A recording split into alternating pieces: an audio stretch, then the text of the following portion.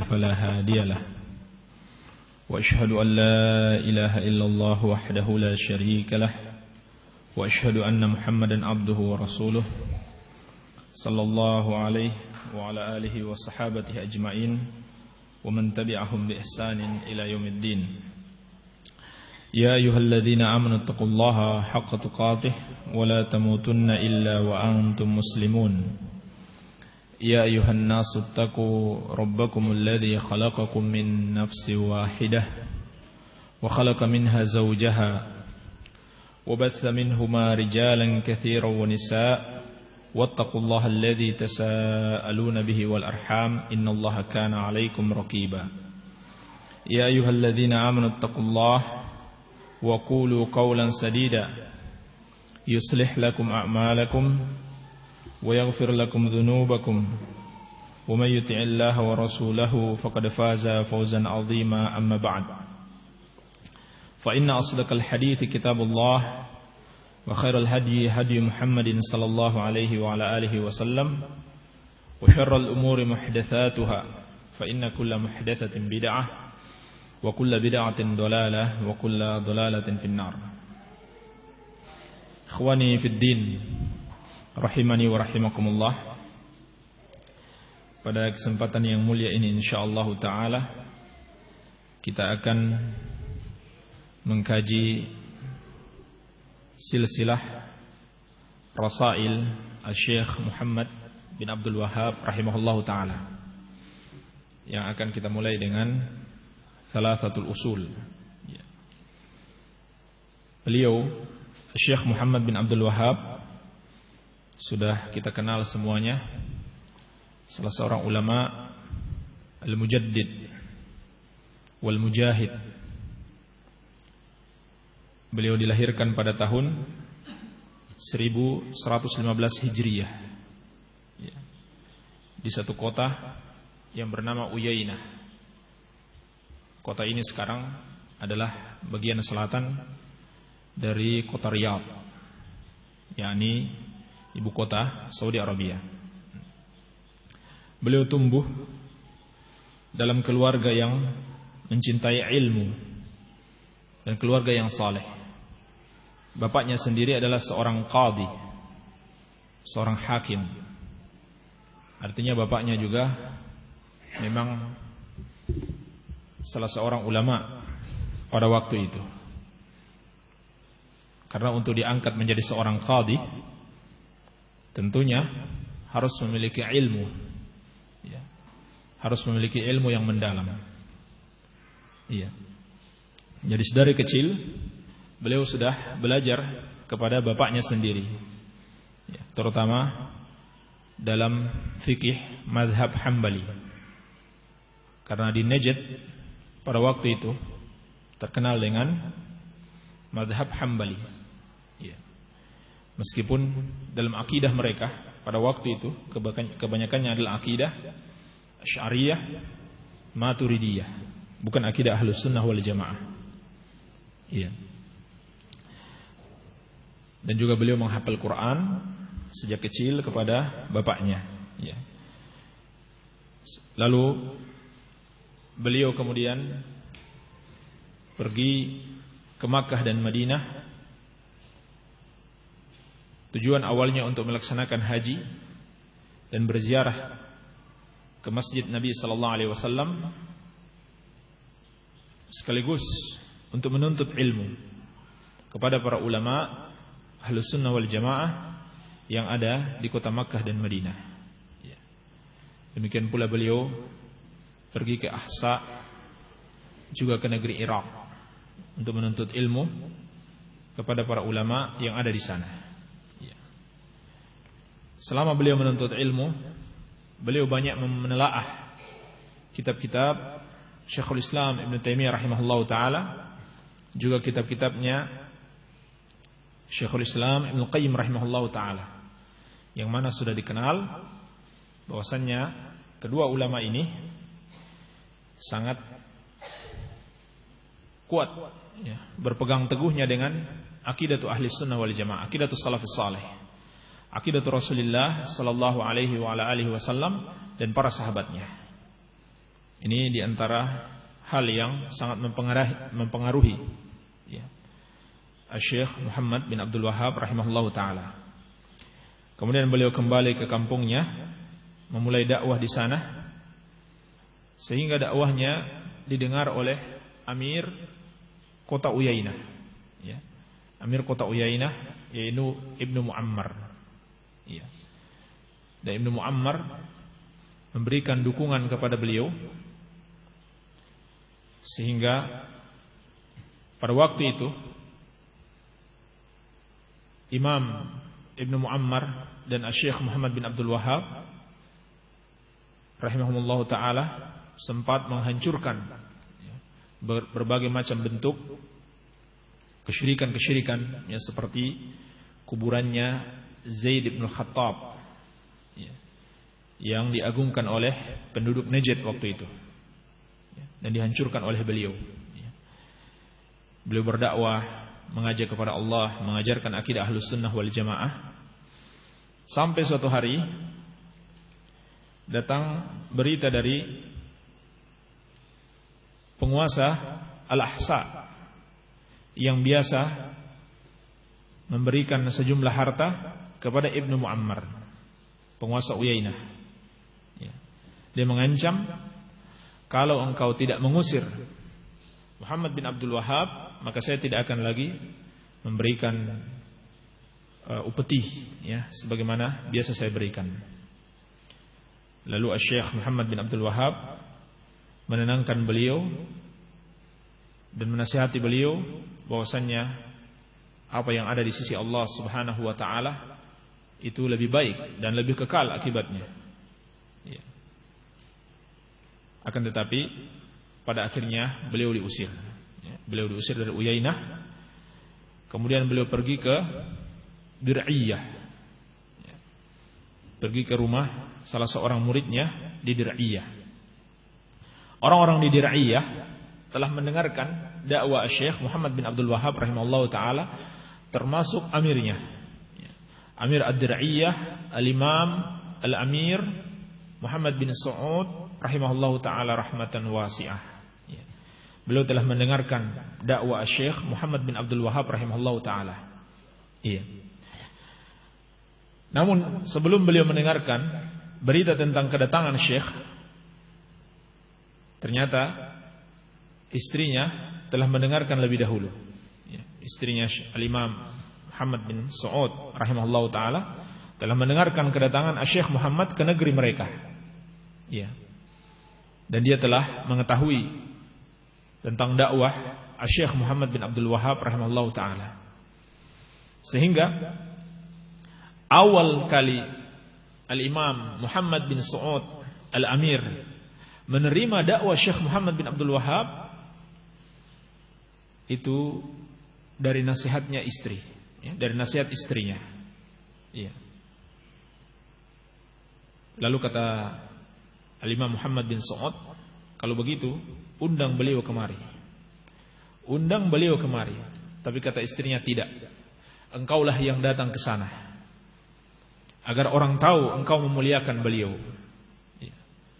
Pada akhirnya Imam Muhammad bin Saud datang menemui Syekh Muhammad bin Abdul Wahhab rahimahullahu taala, dan beliau menjelaskan kepadanya tentang dakwah beliau dengan dalil-dalil dari Al-Quran dan Sunnah Rasulullah sallallahu alaihi wasallam. Maka Imam Muhammad bin Saud pun berjanji untuk mendukung dakwah Syekh Muhammad bin Abdul Wahhab rahimahullahu taala. Dari situlah beliau mulai ya, mengajar akidah Ahlus Sunnah wal Jamaah, manhaj as-salafus salih ya, sehingga akhirnya tersebar ya. Dan sampai-sampai mereka bisa membentuk sepasukan jihad untuk menghancurkan tempat-tempat kesyirikan dan kebid'ahan ya. Sehingga pada akhirnya kekuasaan Imam Muhammad bin Saud yang tadinya hanya sebatas kota Dir'iyah itu sudah bisa mencakup Najd seluruhnya. Najd seluruhnya itu luas ya. Mencakup Riyadh, Qasim dan yang sekitarnya. Sampai pada akhirnya mereka bisa menguasai Makkah dan Madinah, yang pada waktu itu Makkah dan Madinah dipenuhi dengan berbagai macam bentuk kekufuran dan kesyirikan kepada Allah Subhanahu wa taala serta bid'ah-bid'ah, ya. Karena banyaknya orang-orang sufi yang berkeliaran di sekitar Makkah dan Madinah, dibersihkan, ya. Diratakan kuburan-kuburan dengan kekuatan senjata. Ini sekilas tentang dakwah Syekh Muhammad bin Abdul Wahhab rahimahullahu taala, yang ringkasnya berdilirah kerajaan Saudi Arabia yang kita kenal sampai hari ini. Baik. Ini sekilas biografi penulis kitab yang akan kita kaji insyaallah taala. Ya. Dan mengapa kita pilih risalah-risalah beliau? Sebab risalah-risalah beliau telah diakui oleh para ulama Ahlus Sunnah wal Jamaah dari zaman ke zaman. Dan memang beliau punya metode yang mudah, ya, untuk menjelaskan aqidatut tauhid. Dan beliau menulis dalam risalah-risalah yang terpisah. Ini ciri penulisan Syekh Muhammad bin Abdul Wahhab rahimahullahu taala. Beliau tidak mengumpulkan dalam satu kitab semua permasalahan, tetapi beliau menuliskan dalam risalah-risalah yang terpisah. Sehingga jadilah kitab-kitab itu berjenjang, ya, untuk kita mempelajarinya. Ada yang ringan, ada yang berat. Iya. Maka insyaallah taala kita mulai dari kitabnya yang paling ringan, ya, salah satu yang paling ringan yaitu Thalathatul Usul. Dan semoga Allah Subhanahu wa taala memberikan taufik setelah selesai Thalathatul Usul kita lanjutkan dengan risalah-risalah beliau yang lainnya, ya. Ada risalah Al-Usulus Sittah, ada risalah Ba'du Fawaid min Suratil Fatihah, ada risalah Ila Ahlil Qasim, ya, surat beliau kepada Ahlul Qasim, ya, Kitabut Tauhid yang sudah terkenal, Qawaidul Arba', ya, Sittatu Mawadi' minas Sirah, dan yang lainnya. Insyaallah taala kita akan menjelaskan secara berseri, ya, silsilah risalah-risalah Syekh Muhammad bin Abdul Wahhab rahimahullahu taala. Baik. Kita mulai dari kitab Thalathatul Usul. Adapun metode kita tidak membaca satu syarah tertentu, ya. Meskipun para ulama banyak menulis syarah, ya, khusus kitab Thalathatul Usul itu ada syarahnya Syekh bin Baz, ada syarahnya Syekh Utsaimin. Sebelum Syekh bin Baz dan Syekh Utsaimin ada syarahnya Syekh Abdurrahman bin Qasim An-Najdi, ya. Kemudian ada syarahnya Syekh Shalih Al-Fauzan. Kemudian ada syarahnya Syekh Shalih Al-Syekh, dan yang lainnya banyak sekali. Banyak sekali syarah para ulama Ahlus Sunnah wal Jamaah terhadap kitab Thalathatul Usul, menunjukkan pentingnya kitab ini dan kedudukannya di tengah-tengah para ulama. Iya. Dan sampai hari ini masih diajarkan oleh para ulama kibar, ya, ulama-ulama besar di dunia ini, sampai hari ini masih mengajarkan Thalathatul Usul wa adillatuha. Iya. Karena pentingnya kitab ini. Baik. Tapi kita tidak mengambil salah satu syarah, ya, tetapi kita fokuskan kepada matan. Kita fokuskan kepada matan, kemudian kita rangkumkan faidah-faidah dari beberapa kitab para ulama, ya, di antaranya syarah Syekh Utsaimin, kemudian syarah Syekh Shalih Al-Syekh, syarah Syekh Shalih Al-Fauzan, syarah Syekh bin Baz, dan yang lainnya, ya. Apa yang bisa kita rangkumkan, kita akan sebutkan rangkumannya dari syarah tersebut. Baik. Kitab ini beliau beri nama dengan Thalathatul Usul wa adillatuha. Yang benar yang mana? Thalathatul Usul atau Al-Usulu Thalatha? Atau sama aja? Hah? Sebenarnya yang benar yang mana? Thalathatul Usul atau Al-Usulu Thalatha, atau sama saja? Ada yang tahu? Hah? Fadal.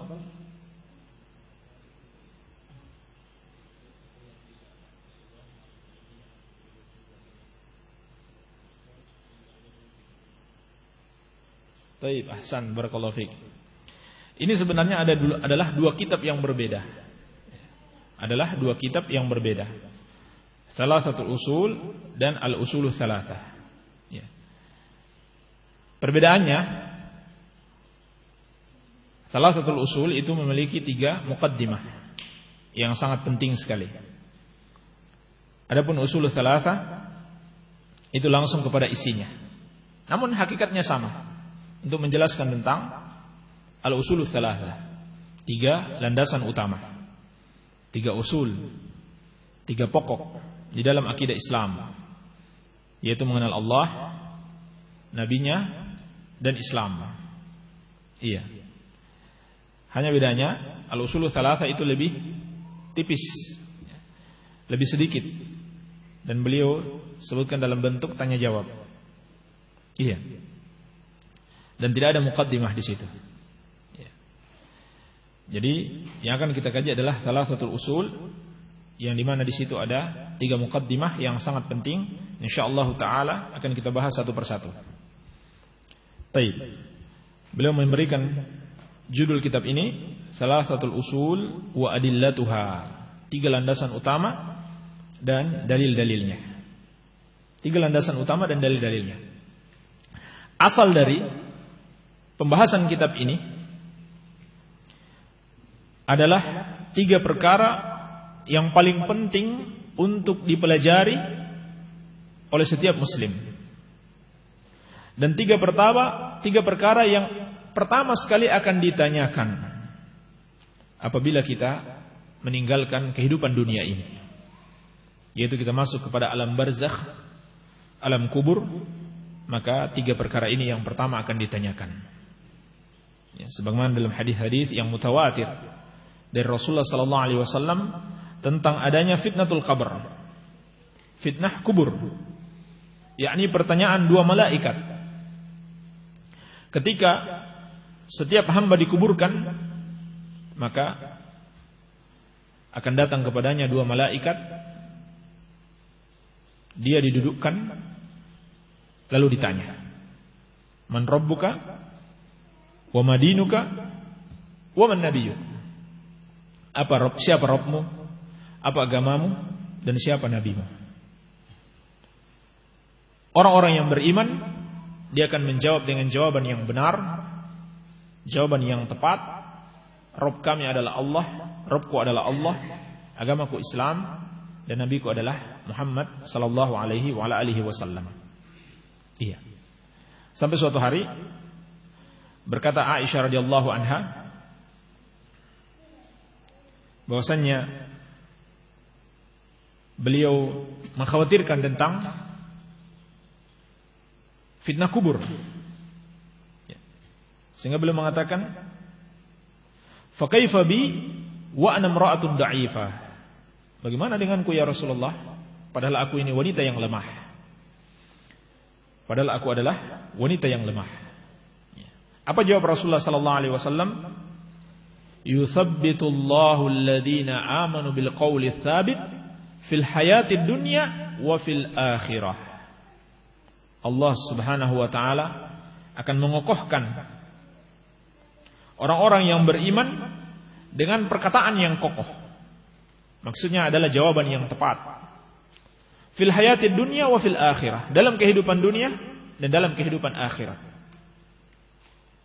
Kehidupan dunia di situ maksudnya adalah alam barzakh. Alam barzakh. Atau yang dimaksud dengan kehidupan akhirat, perkataan yang kokoh di situ adalah adalah menjawab pertanyaan 2 malaikat di kuburan. Allah akan mengokohkan orang-orang yang beriman. Baik. Kalau dia berhasil menjawab sebagaimana dijelaskan dalam hadis-hadis yang sahih, maka kuburannya akan diluaskan sejauh mata memandang. Dibukakan baginya surga. Kemudian datang kepadanya harumnya surga. Iya. Ini bagi orang yang berhasil menjawab pertanyaan malaikat maut, pertanyaan 2 malaikat. Adapun orang kafir, apa yang dikatakan? la adri. Aku tidak tahu. Ya, satu persatu ditanya tentang pertanyaan-pertanyaan tersebut, dia menjawab, aku tidak tahu. Iya. Lalu dibukakan pintu neraka kepadanya, sehingga berhembus angin panas, dan kuburannya disempitkan sehingga tulang-tulang rusuknya itu saling beradu. Waliyadzubillah. Iya. Ini karena dia tidak bisa menjawab pertanyaan malaikat, 2 malaikat di kuburnya. Baik. Lalu bagaimana nasibnya orang-orang munafik?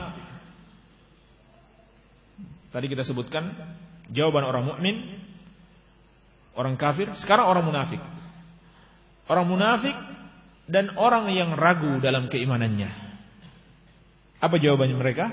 Sebutkan dalam hadis. La adri. Sami'tun nas yaquluna syai'an faqultuhu. Aku tidak tahu. Dulu aku mendengar mereka mengatakan itu, aku pun ikut-ikutan. Dari hadis ini, ulama menjelaskan bahwasannya dalam permasalahan akidah ini tidak boleh taklid. Kalau seorang taklid, maka nasibnya akan seperti orang munafik dan orang yang ragu di kubur kelak. Kalau kita tidak belajar salasatul usul, kita tidak belajar akidah yang benar, kita hanya sekedar ikut-ikutan tanpa mengetahui dalil, maka nasib kita waliyadzubillah akan seperti orang munafik. Sami'tun nas yaquluna syai'an faqultuhu. Aku dengar mereka katakan itu, aku ikut. Jadi ikut-ikutan. Dari sini ulama mengatakan at-taqlid la yanfa' fil aqaid. Bahwasanya taklid atau ikut-ikutan itu tidaklah bermanfaat bagi akidah seseorang. Maka disinilah pentingnya menuntut ilmu agama, agar kita membangun keimanan kita di atas ilmu, bukan di atas taklid, ikut-ikutan. Meskipun ini bukan berarti harus menghafal, ya. Tidak harus menghafal, walaupun itu yang terbaik, ya. Tetapi minimal kita tahu, kita berdasarkan dalil dalam beriman kepada Allah, kepada nabinya, dan dalam menjalankan agamanya. Iya. Dan Allah hanya akan mengokohkan orang yang beriman. Sedangkan keimanan itu berdasar dari keyakinan. Dan keyakinan tidak akan mungkin terbangun kecuali di atas ilmu. Iya. Jadi orang yang betul-betul beriman,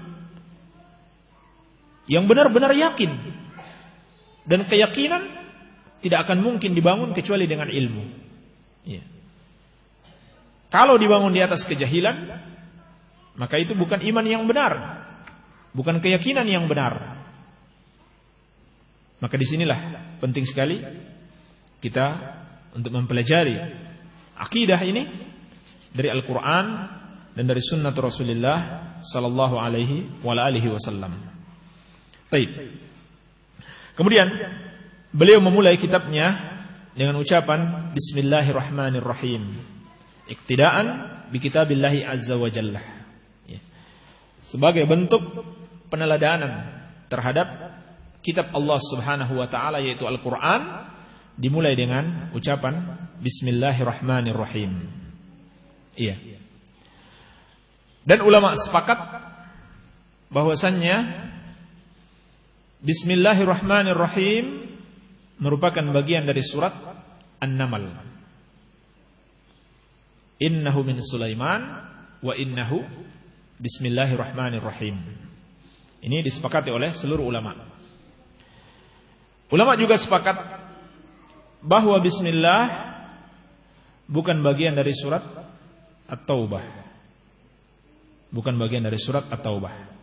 Kemudian ulama berbeda pendapat, apakah Bismillah merupakan bagian dari setiap surat, ataukah hanya sebagai pembuka surat saja. ataukah hanya sebagai pembuka surat saja? yakni bismillah yang kita lihat di awal surat, apakah dia bagian dari surat ataukah hanya sebagai pembuka surat? Pendapat yang benar wallahu a'lam, dia hanyalah sebagai pembuka surat. Termasuk di dalam suratul Fatihah. Sebagaimana yang dijelaskan oleh Syekh Al-Utsaimin rahimallahu taala dalam tafsir beliau. Beliau berpendapat bahwasannya Bismillahirrahmanirrahim bukan bagian dari setiap surat, termasuk surat Al-Fatihah. Termasuk surat Al-Fatihah, Bismillah bukan termasuk bagian darinya. Dalilnya adalah hadis yang diriwayatkan Imam Muslim dari Abu Hurairah radhiyallahu taala anhu, bahwasanya Nabi sallallahu alaihi wasallam bersabda, Allah Subhanahu wa taala berfirman, qasamtus salata baini wa baina 'abdi nisfain. Aku membagi salat antara aku dengan hambaku dua bagian. Salat di sini adalah surat Al-Fatihah. Ini adalah salah satu nama dari nama-nama surat Al-Fatihah. Idza qala alhamdulillahi rabbil alamin, qala Allah taala hamidani 'abdi. Kalau hamba mengucapkan alhamdulillahi rabbil alamin, maka Allah mengucapkan hamidani 'abdi, hambaku memujiku. Maka hadis ini dimulai dengan alhamdulillahi rabbil alamin, menunjukkan bahwasannya basmalah bukan bagian dari suratul Fatihah.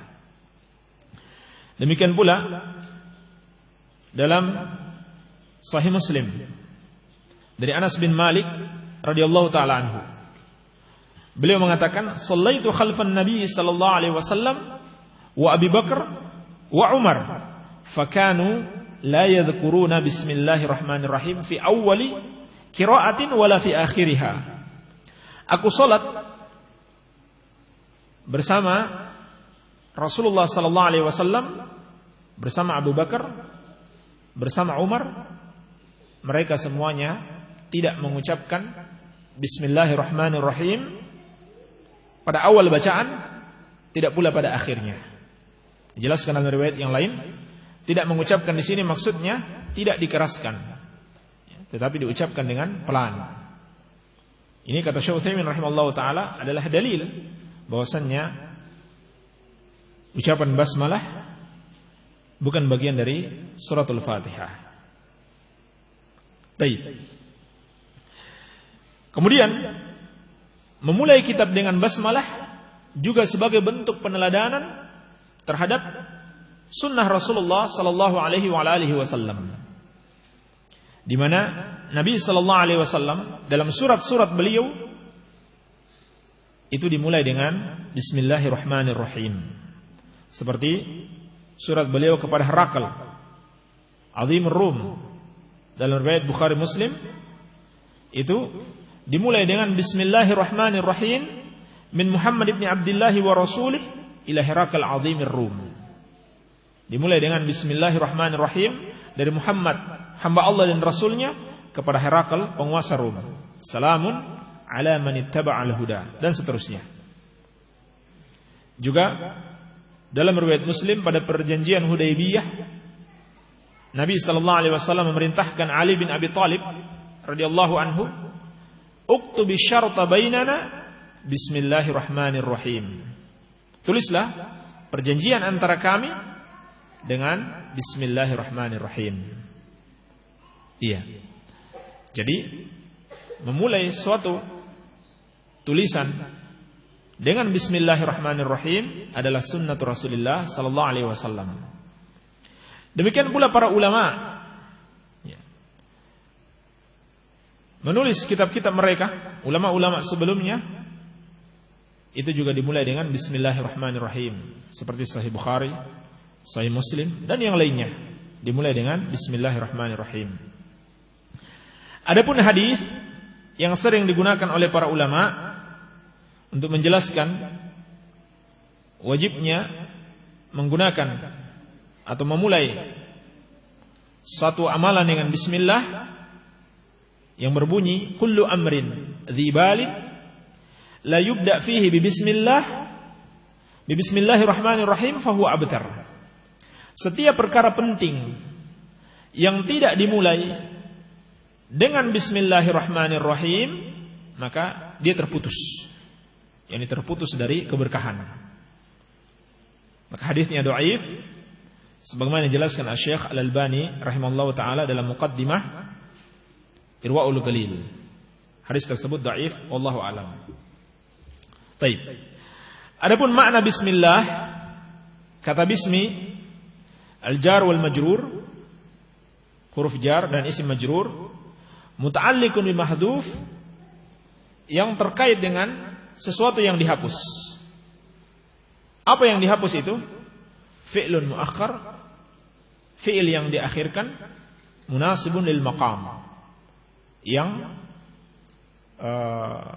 cocok ya, untuk setiap keadaan. Maksudnya dicocokkan untuk setiap keadaan.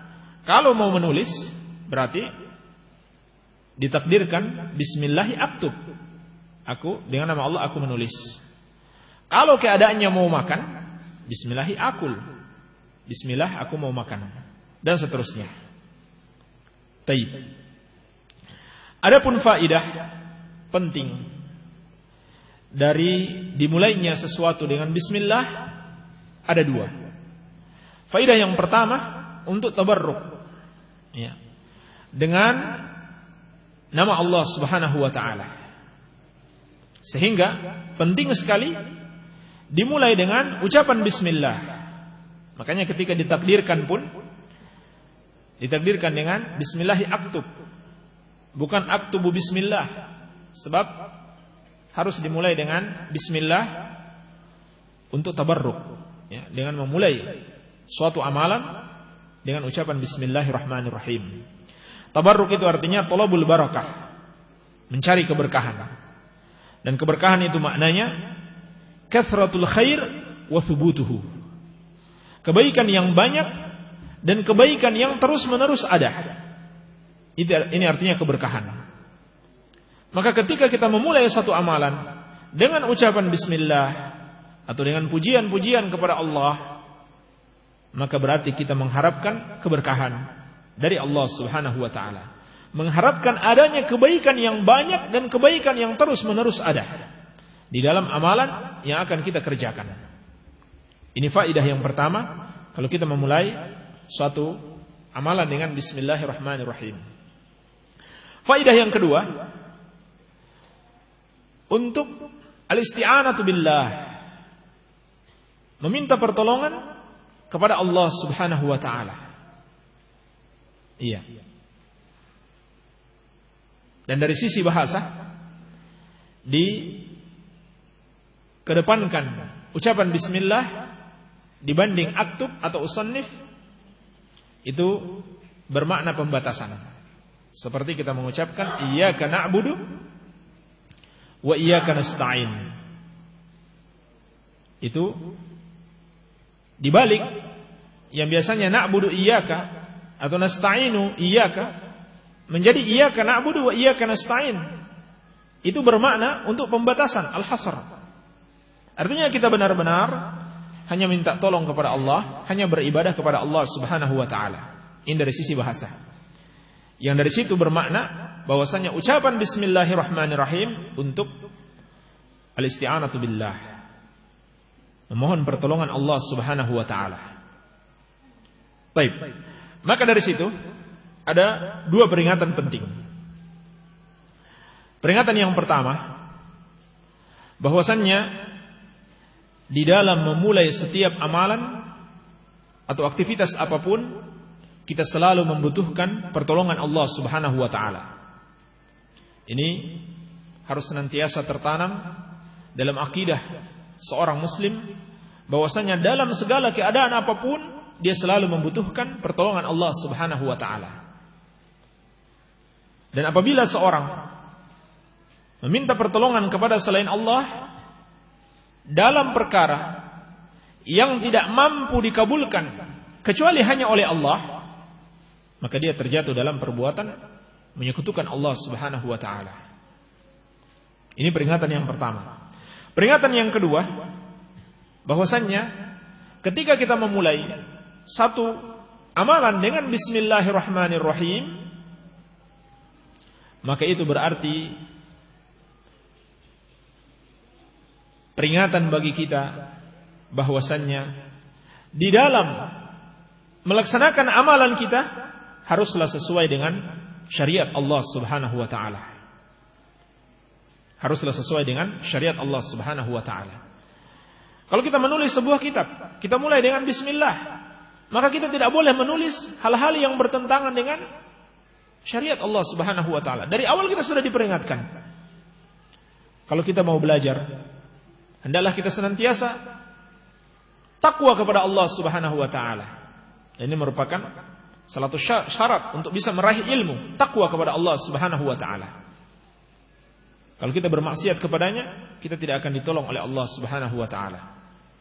Ya, sebagaimana ucapan Imam Syafi'i, "Syakautu ila waqi'in su'a hifdzi, fa arsyadani ila tarkil ma'asi, wa akhbarani bi anna al-'ilma nurun, wa nurullahi la yuhda li'asi."